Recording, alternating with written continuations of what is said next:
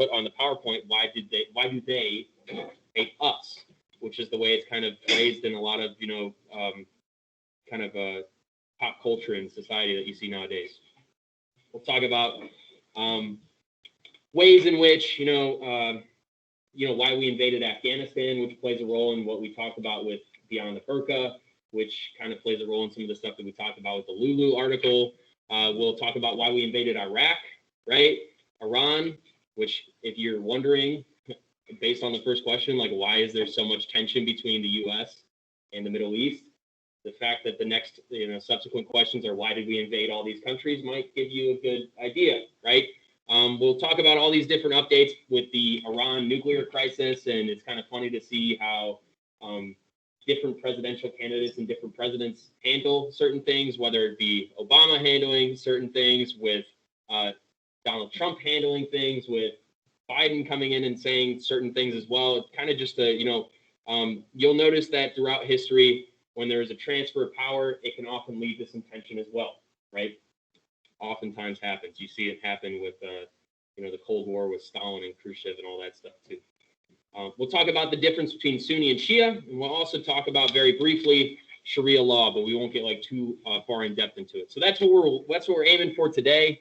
That's the main goal. We'll go through that. Give me 1 second. I'm going to do attendance really quick, and then we'll get to it. All right. Let's see. Lauren. Yeah. Alexander. Yeah. Joseph. Yeah. Wyatt. Yeah. James. Rachel. Yeah. Tucker. Yeah. Kyle. Yeah. Trenton. Yeah. Seth. Yeah. Ashley. Yeah. Molly. Yeah. Serenity. Gotcha. Ivan. Here. Brooklyn. Here. Wilson. Here.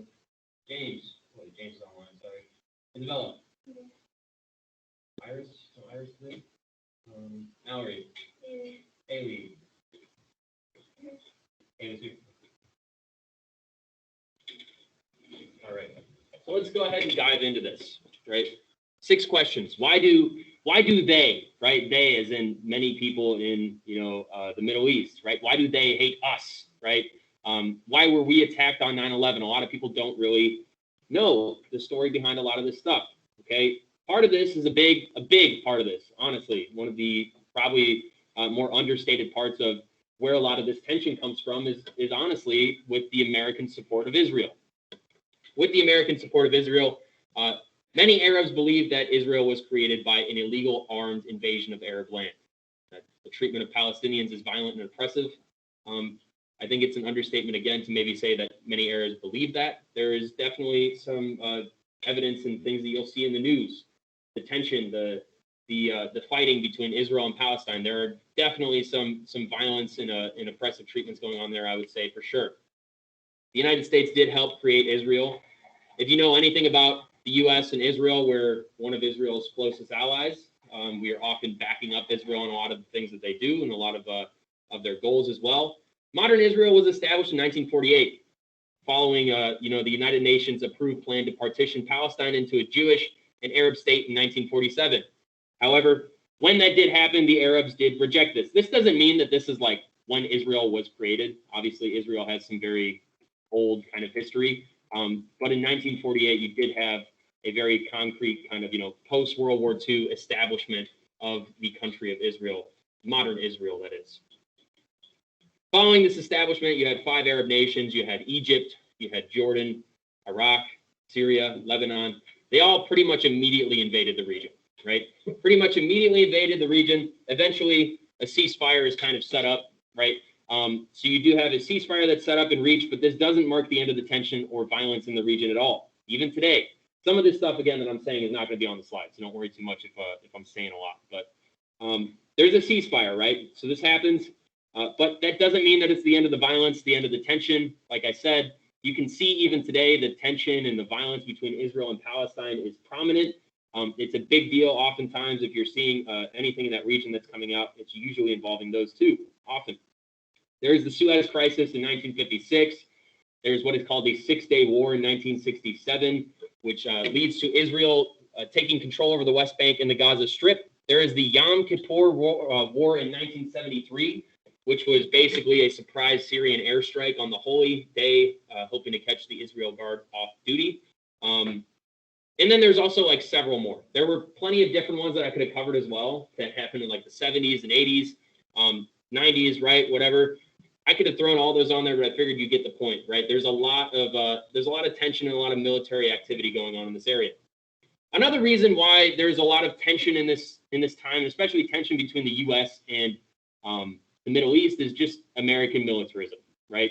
And this is something that stems back all the way back to, way into like World War II with Pan-Arabism, with worries that communism is going to spread in certain areas with Soviet Union ties and things of that nature.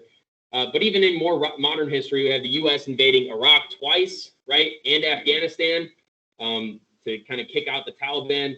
And then another big thing that's coming with this, and not just the invasions, but also the punitive sanctions on Iraq definitely play a role here as well, right? You're worried about those sanctions, especially if you're an Iraq citizen, because you're probably definitely suffering some of the consequences of that along the way. We've got bases in Saudi Arabia, Kuwait, elsewhere. We're now considering operations against Iran. That seems to be the headline every single year of what's going to happen with Iran next.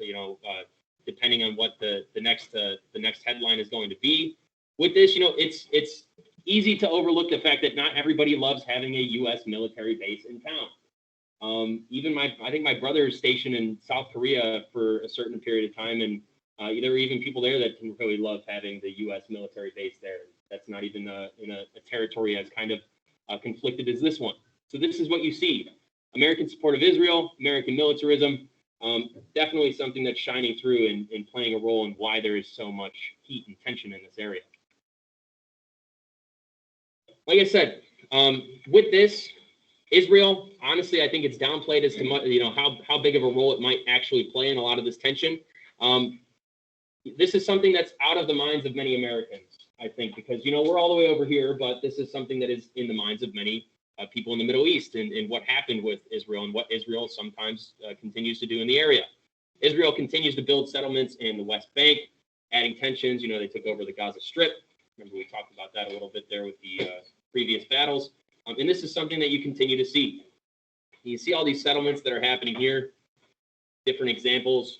You have the Israeli settlement blocks, the Israeli settlements, the West Bank fence completed right here. You can see that kind of stark line right there as well.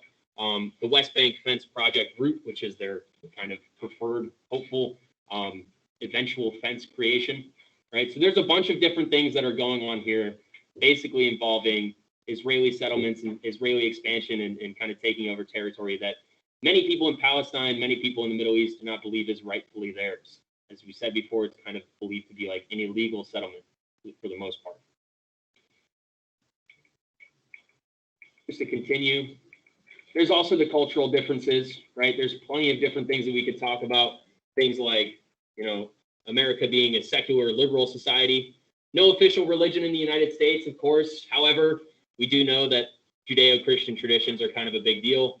Talked about this in my government class the other day. The likelihood of an American president running on the platform of being atheist is probably pretty unlikely. However, can they do it? They can. You have to swear on a Bible. No, you don't. But you do seem to find that Judeo-Christian traditions are very heavily ingrained in the United States, even though we don't have like an official religion or official church.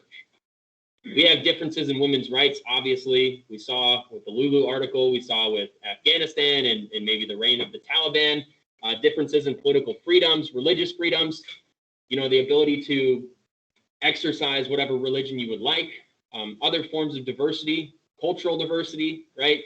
We're seen as permissive and decadent.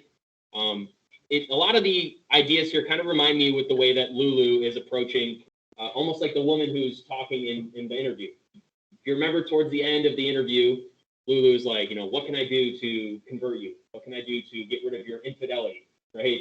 And I think that that's some of the ideas that's kind of coming across here. We're seen as permissive and decadent. You have the American media, which is something that also played a role in that article as well, being pervasive and influential. Things like TV, movies, Hollywood, right? Images and ideas threatening to conservative Muslims. We'll talk more about the different sects of Islam and how they kind of compare. Oftentimes referred to as the Great Satan, which seems aggressive, but that's something that does come about. It's a demonizing phrase ushered in by the Iranian foreign policy statements directed at the United States, sometimes referred to as the Iblis by the Ayatollah Khomeini, which pretty much meant the primary devil in Islam. So we have that as well. So moving on, why did we invade Afghanistan? So again, these are just some good background questions to look at some of the stuff, especially when we're looking at Beyond the Burqa and we're talking mainly about Afghanistan and how the Taliban rule kind of plays a role. That's kind of a big deal here. All right, Taliban and Al-Qaeda. With the Taliban, why we invaded Afghanistan? Obviously, we have that fanatic religious group, right, that control Afghanistan. Also, Afghanistan's allowing terrorists to train there, so that doesn't bode too well for them, especially when you have the United States kind of coming through and seeing that this is happening. That coupled in with the fact that Al-Qaeda is also prominent. Osama bin Laden, obviously, being killed in, I believe it was 2011, right? The kind of mastermind behind the orchestrated attacks of 9/11. That is definitely part of it as well. The Taliban controlled Afghanistan very prominently from 1996 to 2001. They hold power about over 3/4 of the country. Not as much anymore, but they still do exist there. They're kind of coming back a little bit. They did enforce strict religious laws. Things, again, that, the United States looks at this, and sometimes when we invade countries, there's that justification of, well, we're liberating the people, right? So maybe that plays a role as well, especially with the cultural differences. The Taliban are removed from power, as we saw. Remember that Beyond the Burqa video is more so the aftermath of when the Taliban have already left. However, that judging by what we've seen, the effects of them in their rule are definitely still there.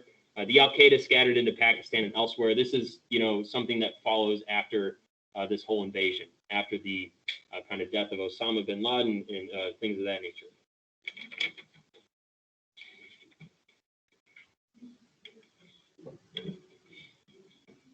So moving on from Afghanistan, the third question would often be, again, why did we invade Iraq? So again, as you can see, this is the point that I was kind of making earlier. The first question is why are we so unliked? And then the next subsequent questions are why did we invade like 4 different countries? That could also probably does play a very prominent role, thinking back to American militarism, right? So after 9/11, President Bush argued that we could no longer wait until we were attacked. He's basically saying, we can't wait for the next 9/11 to do something. 2,700 people approximately, so roughly about 2,700 Americans are killed during 9/11. And the big thought process here is that if terrorists were to get a nuclear weapon or some other weapon, maybe a chemical weapon, instead of responding to 2,700 dead, maybe we'd respond to millions dead or millions injured. And that's the big fear, right? So it leads to a more preemptive attack. It leads to more preventative action as opposed to reactive action. So what happens next? We have Saddam Hussein, the dictator of Iraq, thought to be dangerous, enemy of the state, essentially. And the big thought here is that he has WMDs. Has anybody ever heard of weapons of mass destruction? Anybody ever heard that phrase? Yeah. It's the big kind of catchphrase that, we're going to go in, we're going to find these WMDs, we're going to find these weapons of mass destruction. We know that they're there. We're very confident that they're there. Preemptive war to end that threat, unfortunately. I know it says unfortunately, I guess more fortunately than anything, but, there are no weapons of mass destruction found. We go in and we don't find any. Saddam eventually is taken out, but, that's a story for another time. Okay, so that is what's going on with invading Iraq. Again, next question, often asked, why do we invade Iran, right? That's what you see. So I think you're starting to get my point of how this might tie into the first question as well. So with this, so the big thing with Iran, we had this fear in Iraq, right? We had this fear that they're developing nuclear weapons. Now we turn our attention to Iran. We're also fearing that they are also developing nuclear weapons. It's kind of crazy to see the differences in military strategy, the differences in fear and opinion that comes after the atomic bomb is created and after nuclear weapons are created around World War II. It's basically like 2 different realities, right? There is a world before the atomic bomb is created, and there is a world after it is created. We are currently living in the world after, right? So things have changed. They claim that they have these nuclear weapons programs or nuclear energy programs, right? They're claiming that they're just doing that for nuclear energy, which, is a thing, right? It's not like it's unheard of to have renewable nuclear energy. But President Obama has said that Iran will not be allowed to have a nuclear weapon. Iran has threatened Israel with incineration. Again, getting back to that idea of, how many of these other Middle Eastern countries maybe have an issue with Israel in some ways. It's not just Israel versus Palestine. In many ways, it's also Israel up against a lot of other Arab nations as well. So specifically looking at this and the fact that we are very much aligned with Israel, and Iran has come on to public record saying that, if we could, we'd basically incinerate Israel. Obama's looking at this, and, obviously this is past tense, but he looked at this and he said, probably not good to have a nuclear weapon. The next thing is motorcycle ninjas, which is just kind of a funny phrase for the fact that there was a nuclear physicist in Iran, right? One of the best protected people in Iran. He was assassinated on the outskirts of Tehran when attackers shot up his car. This was not the first time that he was attempted assassination for, though. You can imagine that this would lead to increased tensions, especially if Iran is probably pointing fingers at Israel, or maybe even if they're deciding to point fingers at the U.S., though I don't believe it was the U.S. Looking at this, you have this guy who's, again, prominent nuclear physicist, probably one of the most important people in Iran. He's killed, he's assassinated. With that, the reason why it says motorcycle ninjas, previously the nuclear physicist, oh my gosh, the nuclear physicist, I almost said physician, survived an attack from an armed motorcyclist in 2008. Kind of like a movie scene, right? They pulled up with motorcycles and they attached an explosive to his car, and he made it out last minute. Yeah, or GTA, yeah, or Mission Impossible, GTA, whatever it might be, right? This guy basically had an explosive device attached to his car, and he leaped out of his car and jumped to safety just before the vehicle exploded. Cue the Michael Bay explosions, right? So we have Stuxnet as well. This is incredibly interesting to me, honestly, because it really gets you into the idea of the world of like the stereotypical hacking that you see in movies. Again, some of this stuff, it just feels like movie stuff for some reason. Stuxnet is this computer virus that destroyed Iranian nuclear centrifuges.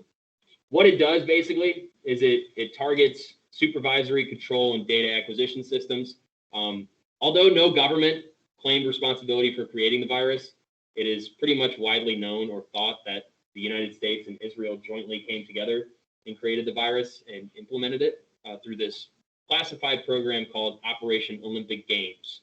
I guess it's since mutated over time. I don't know who's controlling the virus or whatever, but it does a lot of damage, right? And it specifically targets Iranian nuclear kind of systems. So that's what's going on there. The big thing with Iran, or Iran, however you pronounce it, the big thing here is that you have nuclear weapons or supposed nuclear weapons or potential nuclear weapons, whatever it might be. It's the anxiety of them being produced, the anxiety of them existing. So, that's part of the reason why we invade. Or sorry, why we might invade Iran. As an update, again, this is some of this stuff is in past tense. So President Obama negotiated a treaty with Iran in which they agreed to not develop nuclear weapons in return for an end to the economic sanctions that have hurt their economy for many years. These would be things like limits on oil, limits on trade with the rest of the world, which can have a severe impact on the economy of a nation. UN inspectors also get all access to Iranian nuclear facilities. They get to go in and confirm that there's no weapons being created. Some Americans, and again, this is past tense, and you'll see, some Americans think that this is going to keep Iran nuclear free. Some believe that we're being deceived and that they're going to create weapons anyway. That's the update, right? Now, as you might imagine, there's some more updates. We have the update to the update. With this, when President Trump came into office, one of the first things that he did, or one of the biggest things that he did at least, was opposing, and going back and reversing the Obama-era nuclear deal with Iran. Whether or not you agree that that is a good or a bad idea, what happened here, the facts of it, is that America is now, at least maybe not at this right at this moment, but during the Trump presidency, America was trying to reimpose sanctions on Iran. They threatened to push away any companies that did business with Iran. And this led to a lot more tension, right? It leads to a lot more tension. It puts us at odds with some European allies who support the Obama-era deal. It puts us at odds with some people who maybe are involved in trade with Iran as well. But the Trump administration believed that it was probably the best way to keep Iran from getting nuclear weapons in general. It's more, again, With this, it's about preventative, right? And that's kind of the idea that Bush had coming in. It's a preventative war instead of a reactive, right? So we want to make sure that no nuclear weapons are created. With that, an additional thing that I kind of looked up, I checked to see like where Biden is on this whole situation. Currently, President Biden has expressed a willingness to engage in diplomatic negotiations with Iran, offering to join European partners for talks for the first time in about 4 to 5 years, or 4 years now, I believe. However, Iran is not really interested too much in responding to that. They're more so on the page of like, lift the sanctions and then we'll talk. We're more so on the page of let's talk and see what happens. So something to keep an eye on. I don't know. If you see it in the news, keep an eye on it, stay updated on it. It's probably one of the more important political issues of your time right now. So moving forward, we're on 5 of 6 questions here. We're almost done, so don't worry. With this, what is the difference between Sunni and Shia? I think I may have mentioned this to a short extent to you guys earlier when we talked about that Lulu article and we talked about Wahhabism.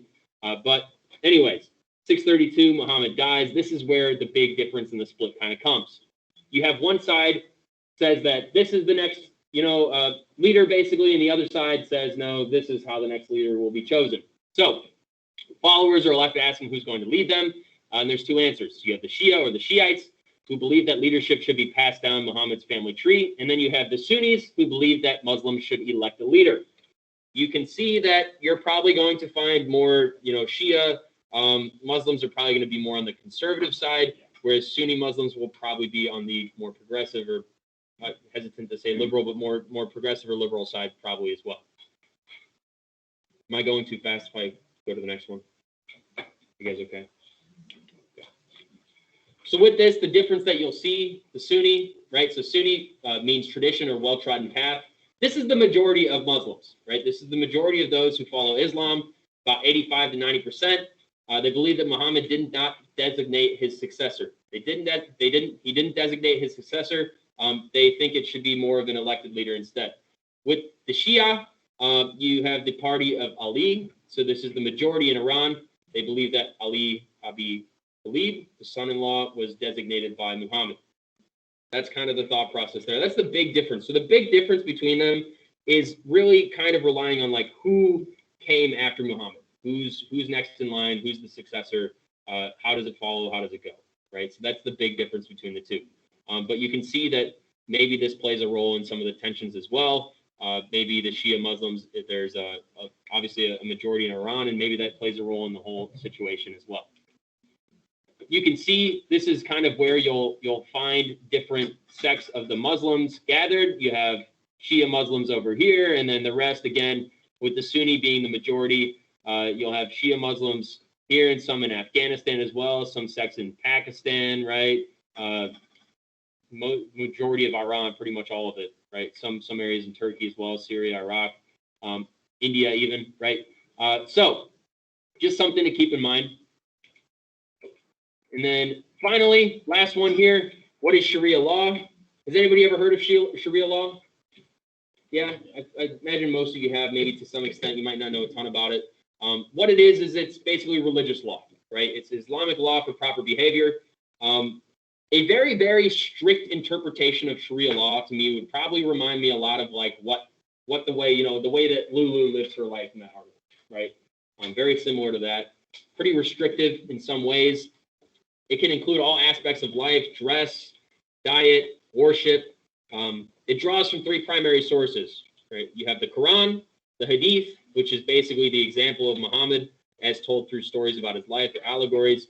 And then you have the fatwas, which is the rulings or decisions made by Islamic scholars, our good friends, the mullahs, right? So you have 3 different kind of tiers here. And that leads to a bunch of different kind of interpretations and different usage. Some areas might have Sharia law and they could be relatively progressive. Other areas may have Sharia law and they could be very, very, very conservative. And there's, again, maybe that comes down to the fatwas and the mullahs, or maybe the interpretations of the hadith. But you do know that they do pull in literal word of Allah, right? So they do pull in religious text as well. But again, this differs from place to place, region to region. Whether or not you are Sunni or Shia may play a role as well. Again, some versions very progressive, some more conservative. This can affect things like women's rights, tolerance for other religions. The Taliban's use of Sharia law is often seen as like one of the most perverse, or often known as a perversion of the central aims of Sharia. And then even more than that, one of the biggest things about Sharia law is how it often classifies women and the inferiority that it often assigns to them in many cases. Okay, so that is what we have for today in these notes. The rest of the class period, we've got about 30 or so minutes for you guys to work on that project. Does anybody have any questions about anything? Anybody confused about anything?